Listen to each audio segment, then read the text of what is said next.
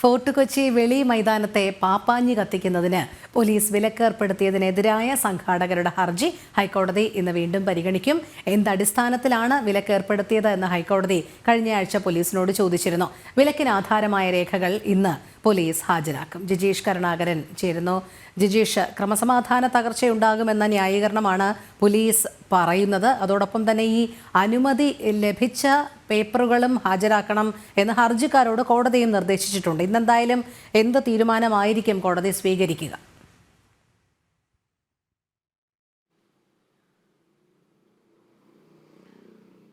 രോഹിണി, പുതുവത്സര ആഘോഷങ്ങളുടെ പ്രധാനപ്പെട്ട കേന്ദ്രമായ ഫോർട്ട് കൊച്ചി ഇത്തവണയും അതുമായി ബന്ധപ്പെട്ട പപ്പാഞ്ഞി കത്തിക്കൽ നിയമക്കുരുക്കിൽ തന്നെയാണ്. കഴിഞ്ഞ തവണയും ഇത്തരത്തിൽ വെളി മൈതാനത്ത് കൂറ്റൻ പപ്പാഞ്ഞിയെ ഒരുക്കുമ്പോൾ തന്നെ പോലീസ് അത് തടയുകയും അതിനെതിരെ സംഘാടകർ രംഗത്ത് വരികയും എല്ലാം തന്നെ ചെയ്തത് വലിയ വാർത്തയായിരുന്നു. ഇത്തവണ അതിൽ നിന്ന് വ്യത്യസ്തമായ ഒരു നിയമയുദ്ധത്തിലേക്ക് കൂടിയാണ് പോയിരിക്കുന്നത്. കാരണം പരേഡ് ഗ്രൗണ്ടിലാണ് സാധാരണ ഇത്തരത്തിൽ കൂറ്റൻ പപ്പാഞ്ഞിയെ കത്തിക്കാറ്.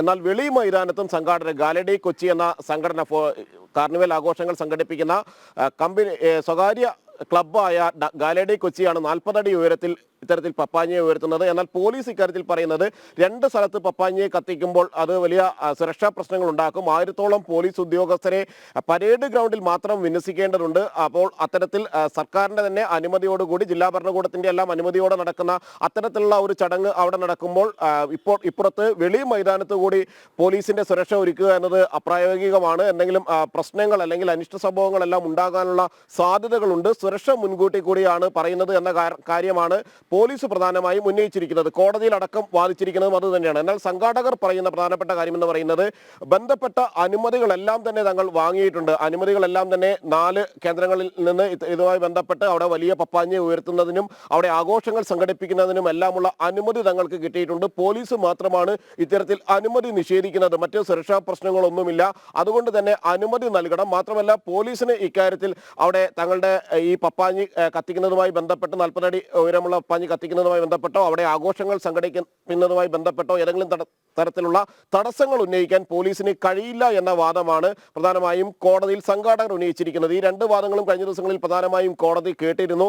എന്താണ് തടസ്സം എന്ന കാര്യം ബോധിപ്പിക്കാനാണ് പോലീസിനോട് ആവശ്യപ്പെട്ടിരിക്കുന്നത്. അവിടെ എന്ത് നിയമ തടസ്സമാണ് ഉള്ളത് എന്ന കാര്യം ബോധിപ്പിക്കാൻ പറഞ്ഞിട്ടുണ്ട്. ഒപ്പം തന്നെ ഇതുമായി ബന്ധപ്പെട്ട് എന്തെങ്കിലും ഒരു അനിഷ്ട സംഭവങ്ങൾ ഉണ്ടാകാനുള്ള ഒരു സാധ്യതയും സാഹചര്യവും അത്തരത്തിലുള്ള ഒരു ആശങ്കയും നിലനിൽക്കില്ലേ എന്ന കാര്യം കൂടി കോടതി വാക്കാൽ സൂചിപ്പിക്കുകയും ചെയ്തിരുന്നു.